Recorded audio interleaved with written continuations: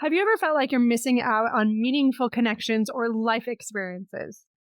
Being open and receptive can be the key to unlocking stronger relationships and improving your mental well being. Join me today as we talk about how simple shifts can help you navigate life's challenges with more ease and fulfillment. Welcome back, my friends, to Fulfillment Therapy, where we explore strategies to enhance mental health, wellness, and life fulfillment. I'm your host, Kendra Nielsen, and today we're focusing on the transformative power of being open and receptive.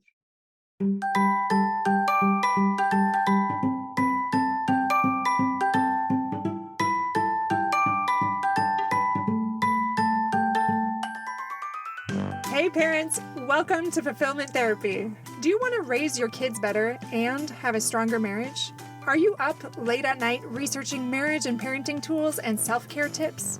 Do you start each day hoping for deeper connections and less chaos, but it ends with family arguments and going 12 different directions again? My name's Kendra, wife, mom, therapist, and growth enthusiast. It wasn't until I discovered how to fulfill my unmet needs that I was finally able to show up as my best self as a spouse and parent. I realized that by meeting my needs, I could more fully meet the needs of my family with more energy and less resentment. In this podcast, I teach parents skills like boundary setting, prioritizing personal needs, communication, and claiming ownership. Just like my clients, you'll be shocked by the improvement in your marriage, parenting, and personal life when you focus on fulfilling your important unmet needs. Ready to prioritize yourself so you can quit mentally throat punching people? Then grab those earbuds and head outside, and let's walk and talk.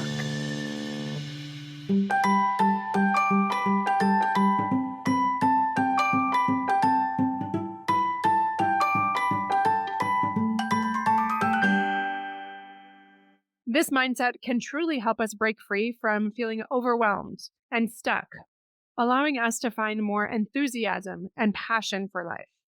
When I was thinking about this podcast episode, I was thinking back on one client that I had that really struggled with anxiety, and he believed that other people needed to help him feel safe.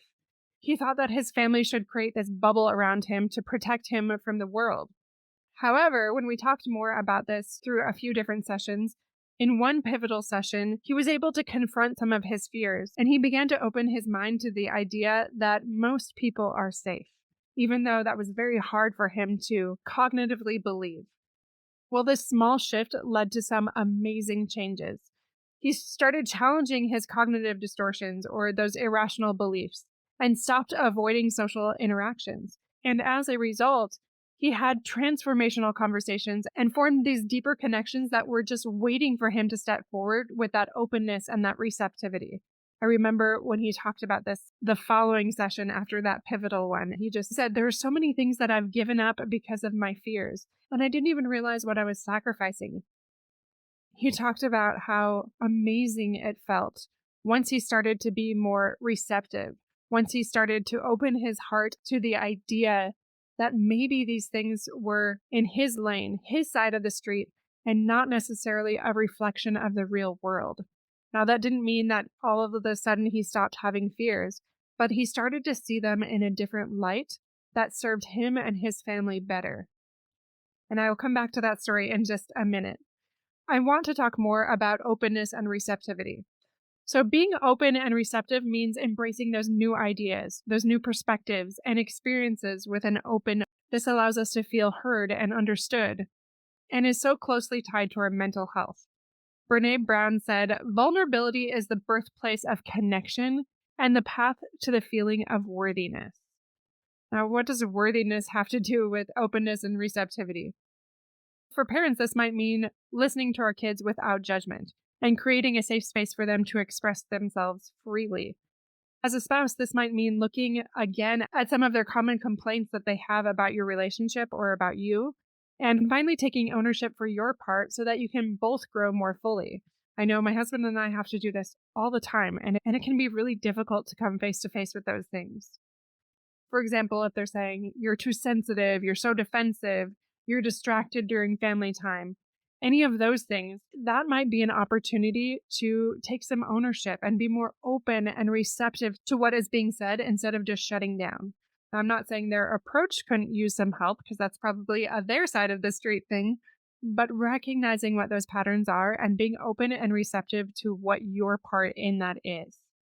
So, how does openness and receptivity impact our relationships? When we are receptive, we build trust and intimacy.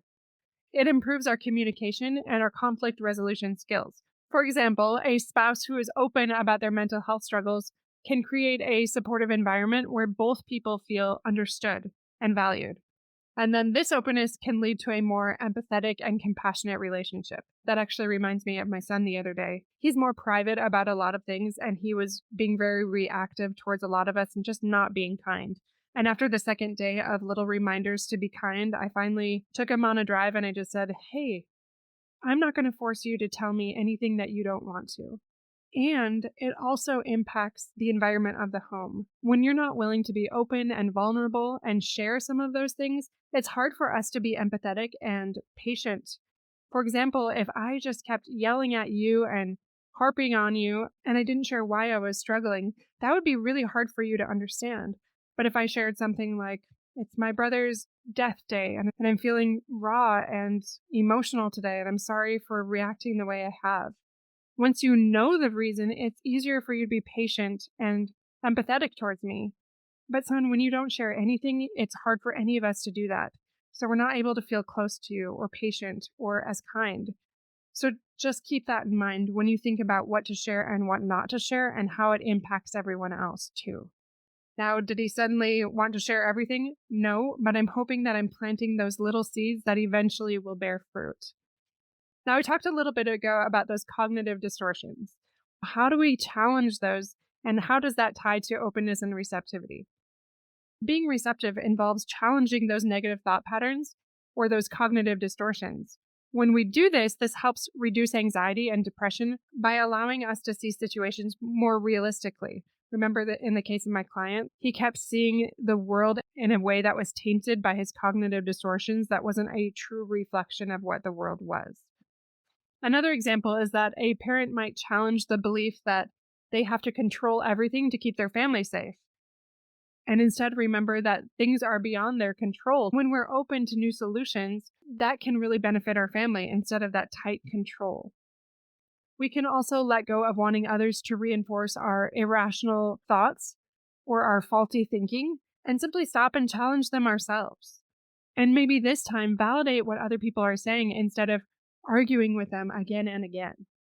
I know that can be very difficult to do, but one thing you can do is on my website, I have a free page and it shows different worksheets. And one of them is cognitive distortions. And it'll break down some of those cognitive distortions for you and help you understand what they look like so you can recognize those irrational belief patterns that you might have.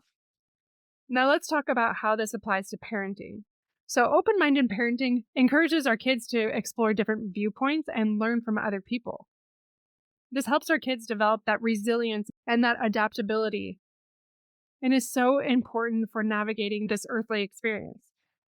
We can model this open minded behavior by engaging in those respectful conversations with other people about all sorts of topics and show our kids that it's okay to have different opinions and that learning from other people is valuable. And you're going to have to show that more than once in so many different topics, and then maybe breaking it down afterwards, why it's so important to be open and receptive to other perspectives. Now, how else can we practice that receptivity in daily life? My friends, this can be as simple as being fully present in conversations or trying new experiences. For example, as a parent, we might decide to try a new hobby with our kids or create that sense of adventure in our homes with that openness to new experiences.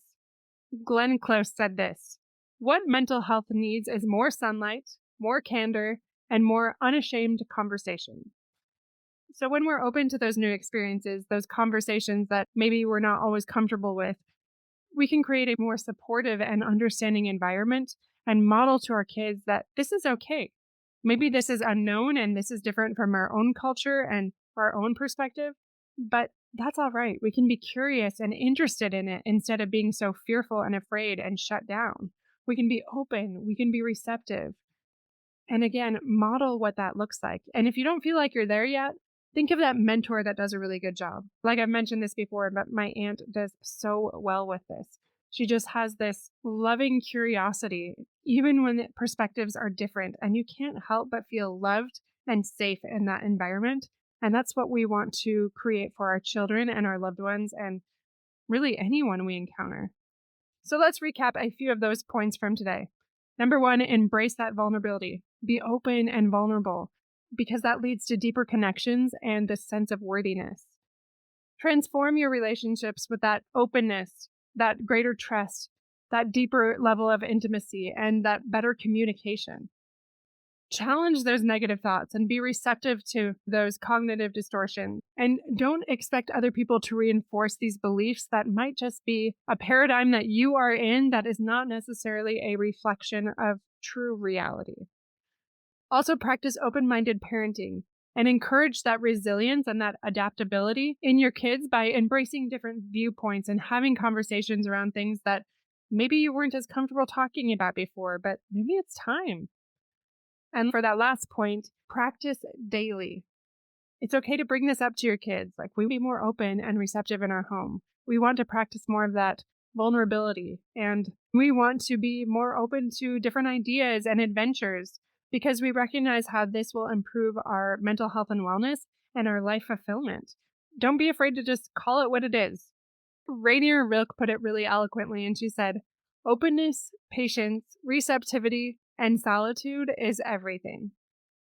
So what she's saying here is that when we have those things, we can embrace life and live it more fully and more meaningfully in those experiences. As we have greater openness and receptivity, we unlock these new possibilities for more fulfillment in our lives and in the lives of our family members.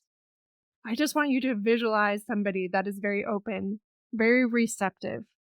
Think about what traits that they have. Think about how they talk about different things, especially perspectives that they don't necessarily agree with. How do they handle that? How can you adopt more of those things? How can you become that person that responds in similar ways, like my aunt or my client? And moving forward, live with more openness and receptivity. You can do those 5 points that I talked about, or you can simply get still and reflect on the ways that you've seen that in others that you admire and seek to adopt those character traits yourself because it is possible, even if the progress seems very small. All right, my friends, that is all I have for today. Thank you for joining us. Don't forget to check out our blog on fulfillmenttherapy.org/blog. And I'll see you back here on Mondays and Thursdays with a new episode. Until then.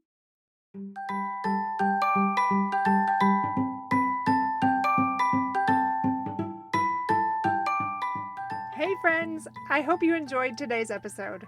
If you did, chances are someone else would too. Would you take 30 seconds to share this with a friend who's looking for greater family fulfillment? And while you're sharing, tell me what you think about the show by leaving a review on Apple Podcasts. It refuels me when I hear this podcast is helping you. No matter what your house or your hair looks like, I'll meet you back here every Monday and Thursday morning for more episodes. Until then.